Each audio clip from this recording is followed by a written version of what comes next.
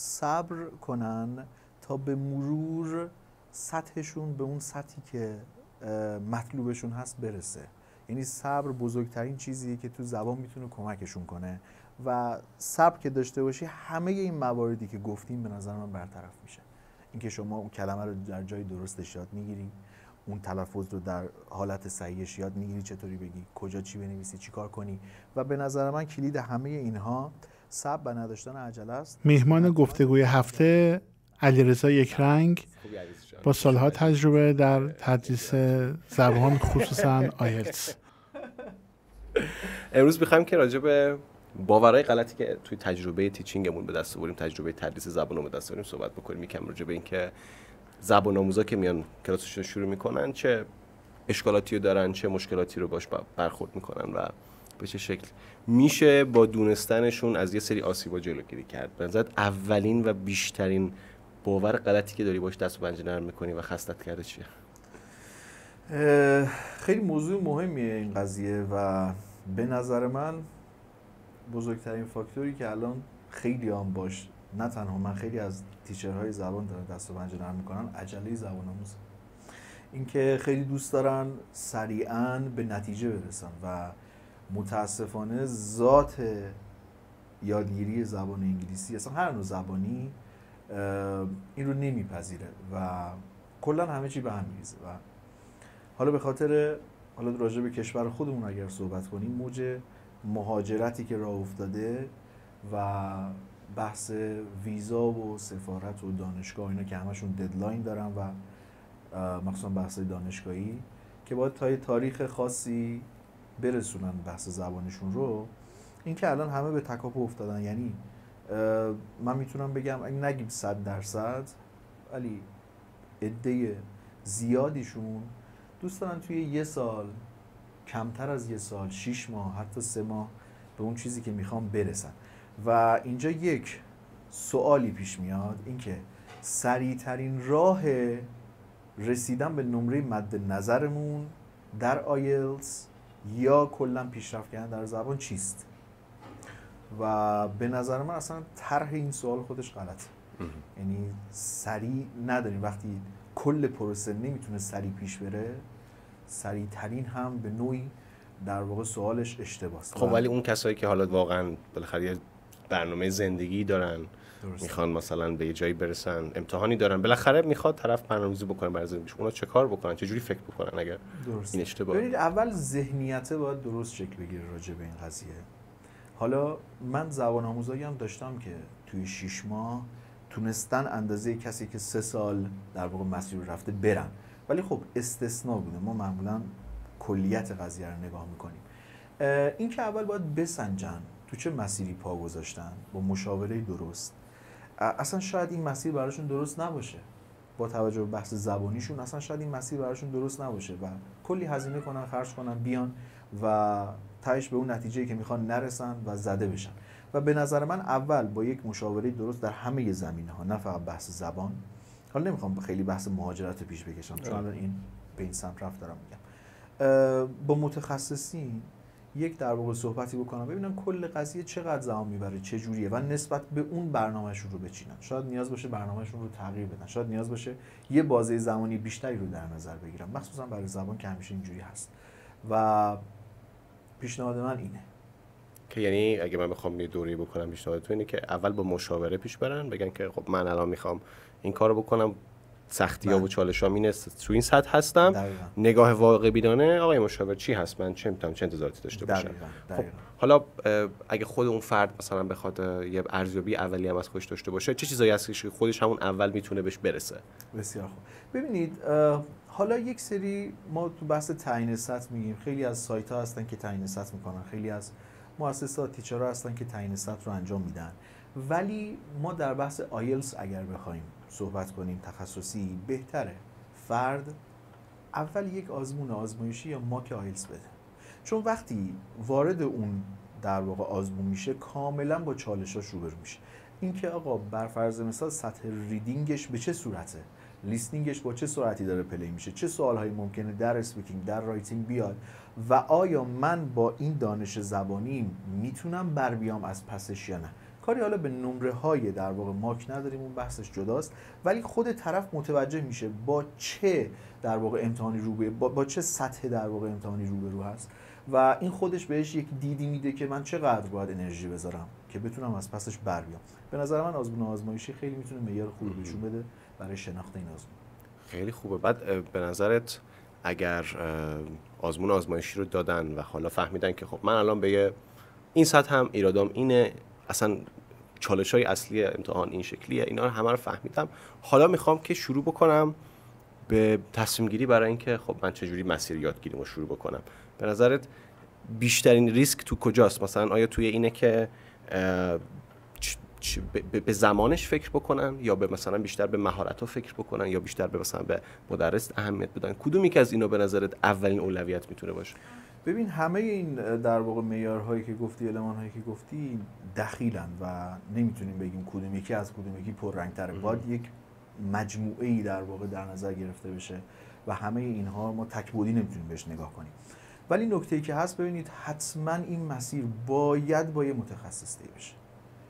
آیلتس یه چیزی شبیه کنکوره، یعنی یک سری سوال‌هایی داره، یک سری تکنیک‌هایی داره، استراتژی‌هایی داره که در واقع متخصص این کار باید اون مسیر رو به شما نشون بده و بهتون بگه که این مسیر از این سمت میره. حالا چقدر شما قراره در واقع به قول خودتون سریع یا کند بریم به خودتون برمیگرده. اینکه چقدر زمان میذارین، شرایط زندگیتون به چه صورته، چیکار باید بکنین، چیکار نکنین.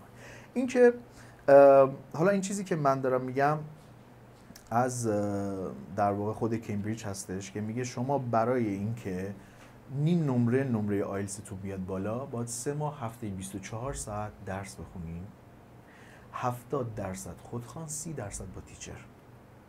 یعنی یه اشتباه رایج دیگه هم که وجود داره اینه که بچه‌ها در واقع کندیدیت ها تمام چشمشون به تیچرشونه که تو بهمون برنامه بده، حالا چیکار کنیم، قدم بعدی چیه، اوکی اینا رو باید بگه، ولی واقعا 70% خودشونن.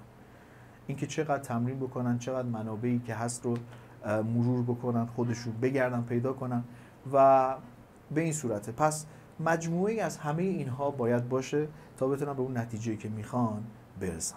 خیلی هم عالی. وقتی که دارن خودخوان میخونن، بالاخره گفتی که 70%شون باید خودخوان بخونن، یه تایم خیلی زیادیه. بله. من احساس میکنم یه چیزی که یه چالشی که میتونه پیش بیاد ارزیابیه. یعنی خب بالاخره تو اون 70% لزوما قرار نیست دسترسی داشته باشن به تیچرشون. البته که الان خب مثلا ابزارهای مثل چت جی پی تی اومده که شاید بشه یه فیدبکی ازش گرفت، ولی حالا من فرض میکنم که لزوما نمیشه بهش اعتقاد کرد. بالاخره یه سری ایرادات داره، هنوز تکنولوژی جدیدیه و در کل ارزیابی خود فکر کنم یه مهارت خوبی باشه. به نظرت وقتی که تو پروسه مثلا فرض کنیم مهارت لیسنینگ رو من مثال میزنم، میخواد که مثلا 5 تا لیسنینگ گوش داده و حالا مثلا یه کتاب کمبریجی مثلا جلوش بوده، امتحاناشو حل کرده، حالا تافل میتونه باشه، ما راجع به آیلتس حرف میزنیم، چه معیاری رو استفاده بکنه که بگه که اوکی الان من پیشرفت کردم یا که الان خراب کردم به خاطر اینکه مثلا حواسم پرت شد، یا مثلا چطوری میتونه تمیز بده چیز خودشو، مهارت خودشو باز؟ ببینید یه بخش این برمیگرده به بحث تجربه. هر چقدر در واقع بیشتر تست بزنم بعد از اینکه با استراتژی ها و نوع در واقع آزمون مواجه شدن و یاد گرفتن، بحث تجربه خودشون میاد وسط و همیشه باید به اصطلاح ریفلکتیو باشن. یعنی چی؟ یعنی اگر شما یک تستی رو الان زدین باید برگردین نگاه کنین، بر فرض مثلا از 40 تا تست 10 تاش رو نزدین. این 10 تا از کجا در واقع در اومده این غلط؟ آیا غلط اینجوری بوده که من تا شما لیسنینگ رو مثال زدی، آیا لهجه طرف رو متوجه نشدم؟ آیا به این صورت بوده من یک لغتی رو نمیدونستم از اونجا؟ یا چه میدونم تند مثلا حرف زده، سوال رو نتونستم درست بخونم؟ شما این فرد با فرد متفاوته، یعنی ما نمیتونیم یه نسخه بپیچیم برای همه. باید شما مثلا توی 8 تا 10 تا تستی که زدین برگردین نگاه کنین، چون یک سری غلط‌ها میشه غلط‌های رایج شما و تکرار شونده است. اونجا در واقع نقاط ضعفتون ممکنه بیاد بیرون که آقا من نقطه ضعفم مثلا بر فرض مثال از 40 تا سوال 8 تا رو نتونستم بزنم به دلیل اینکه لغتشو بلد نبودم. پس ضعف لغت داره میاد جلو. درسته؟ چه میدونم مثلا سوال رو نتونستم درست بخونم. این بحث تندخوانی سوال حالا در بحث لیسنینگ حتی به نظر من به ریدینگ هم ربط داره. اینکه شما چقدر تند میتونی بخونی و درک مطلبت از اون چقدرشون سوال باید متوجه شی و تک تک اینها رو خود زبان آموز باید بنویسه، یه لاگ درست کنه برای خودش و نسبت به اون بسنجه که نقاط ضعف و قوتش کجاست، بعد حتما با تیچرش در میون بذاره. یعنی تمام کار رو تیچر نباید انجام بده. آقا من رفتم 5 تا تست زدم، 10 تا تست زدم، الان به این در واقع اشتباهات رایج رسیدم، آیا راهکاری داری برای این؟ مثلا می‌بینی لغت بله این کتاب یا این روش یا این که آقا این فلان. به این صورت فکر می‌کنم که اون آدما رو خیلی جلوتر میندازه از جهات اینکه یه سری ایرادا هست که رایجن و خب وقتی تکرار نمی‌کنی قطعاً اون ایرادو نداری دیگه. بعد یه سوال دیگه‌ای که پیش میاد اینه که توی همون نوشتن، یعنی دو تا نکته از حرفت من برداشت کردم. یکی اولیش این که تکرار خیلی مهمه. یعنی آیا مثلا پیشنهاد، من دارم همینجوری بلند فکر می‌کنم، آیا پیشنهاد می‌کنی که مثلا افراد یه تعدادی تمرین رو، مثلا همین مثال لیسنینگ رو من جلو ببرم، یه تعدادی لیسنینگ رو به صورت وارم آپ گوش بدن بدون اینکه خودشون رو مثلا ایوالویت بکنن، که فقط صرفا یادداشت بکنن که چه اتفاقی افتاد، لهجه طرف رو نفهمیدم، نمیدونم دیکته این کلمه رو اشتباه داشتم یا حواسم پرت شد یا مثلا یه اتفاقی افتاد، همینا رو یادداشت بکنن و بعد بیان به اینا بپردازن. به نظر این میتونه متد خوبی باشه برای ارزیابی خود. آره تقریبا چیزی که من گفتم همین بود، اینکه شما اشتباهات هر شخص با نفر بعدی متفاوته.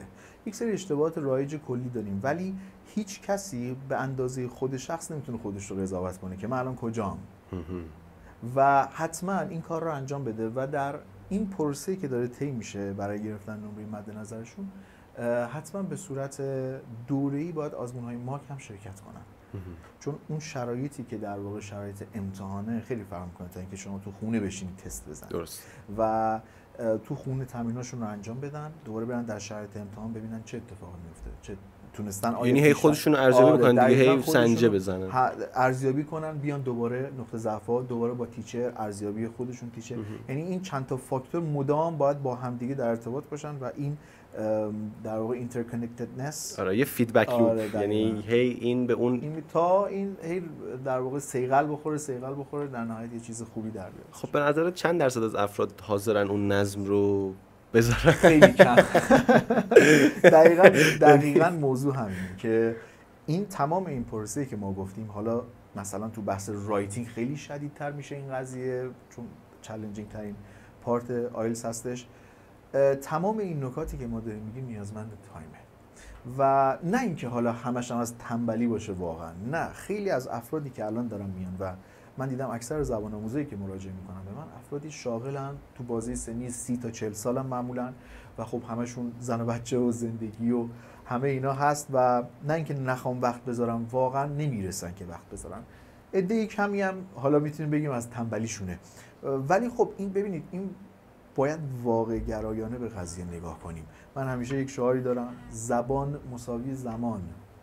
یعنی شما هر چقدر زمان بذاری تو زبان پیشرفت میکنی و نمیشه واقعا. یعنی اگر ما بگیم خب سریع ترین باز چیه، کمترین زمان رو چطوری بذاریم، از نظر من نمیشه. شما همیشه روی این فکر کن که چطوری زمان زیادی بذارم، چیکار کنم، از کجای زندگیم بذارم به این زمان اضافه کنم که بتونم موفق بشم. تا اینجای کار فعلا فرمول یا قرص معجزه آسایی وجود نداره که ما بخوریم و بگیم که خب الان دیگه 3 ماهه میشه این قضیه حل بشه. نه.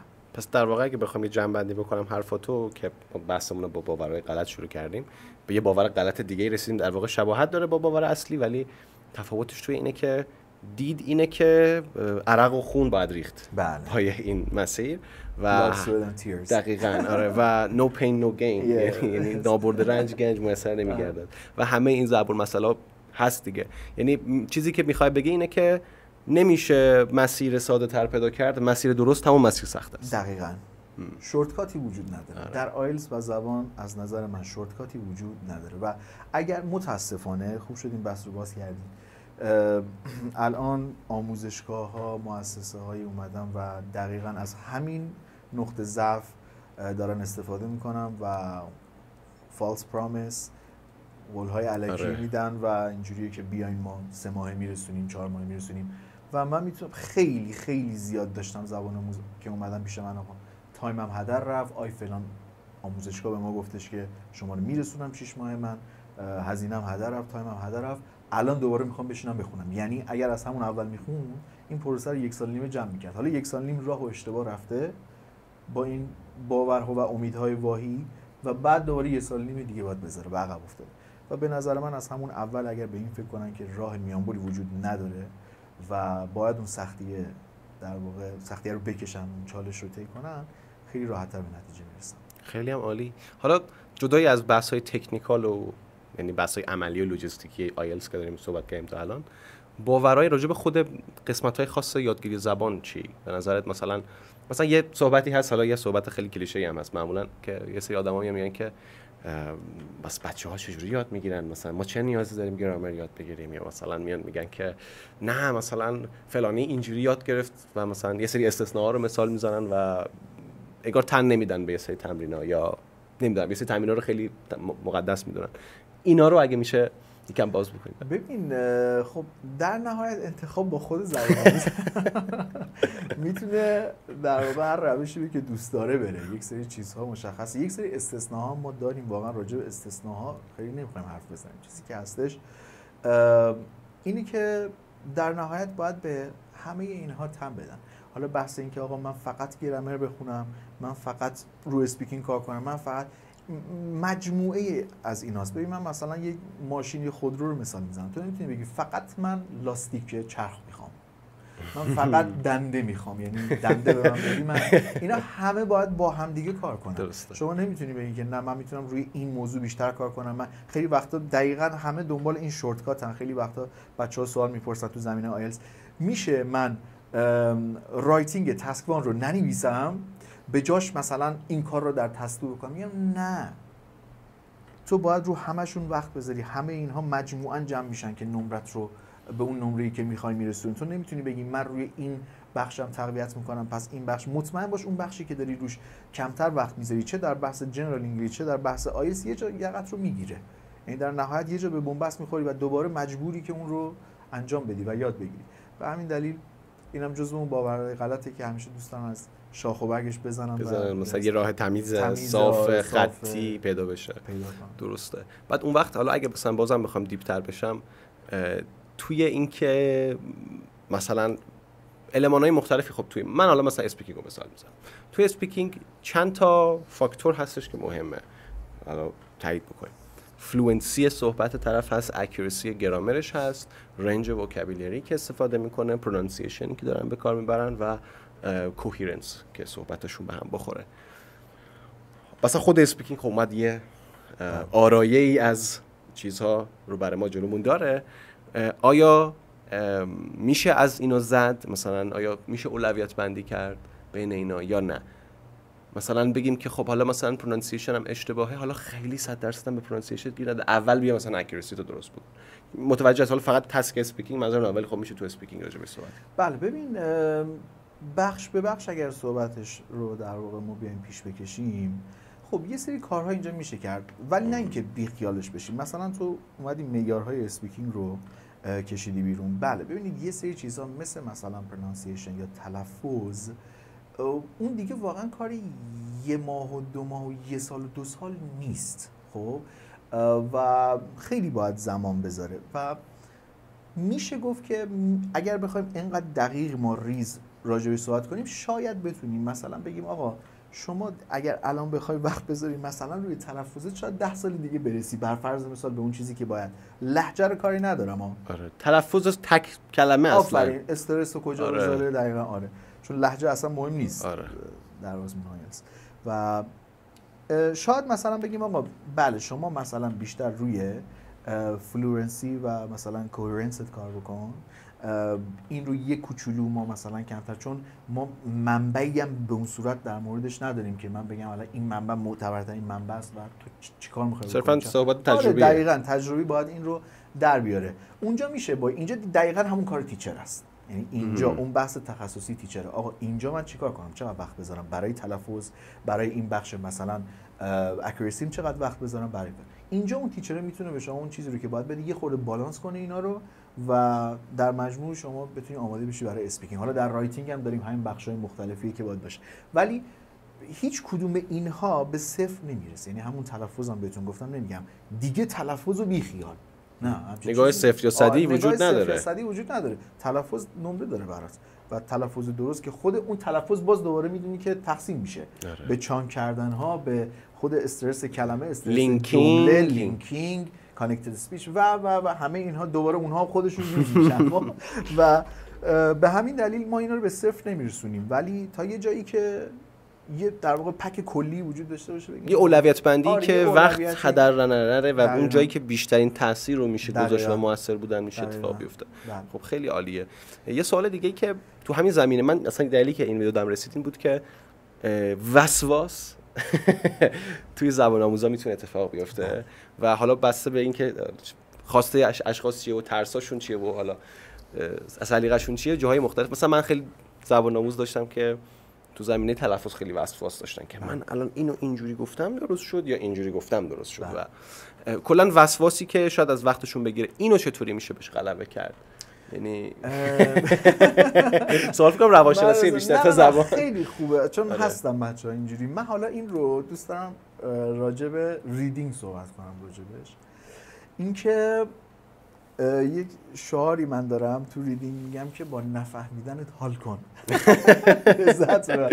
این حالا برای سوء برداشت میشه، ولی این که ببین مثلا بچهای ما اینجوریان که خب من یک متن رو دارم میخونم 100% شاید متوجه بشم و اگر یک کلمه رو ندونم پس یعنی کاملا ریدینگ رو رسم نتونستم. آشفته میشم. من الان برم ریدینگ رو تو دیکشنری چک کنم این کلمه رو، این کلمه چیه.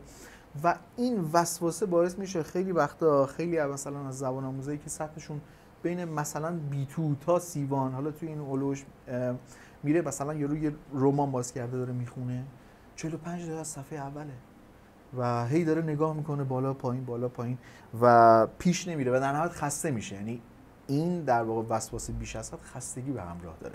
یه جاهایی باید بگی اوکی نمیدونم ازش رد میشم، تلفظ رو اگر نمیدونم میگم رد میشم، بعدم برمیگردم یا فیدبک میگیرم از تیچرم یا جای دیگه خودم دیکشنری چک میکنم و بهش میرسم. ولی اینکه همون لحظه بخوام فقط بهش فکر کنم چیزی جز استاپ شدن و توقف و همراه نداره. یعنی اون اولویت تو حرکته، یعنی که بگیم که خب من یه چیزی یادداشت میکنم حالا برای بعدن که بخوام چکش بکنم ولی پیش برم. این قضیه رو ما رو فریسال ورب هم داریم.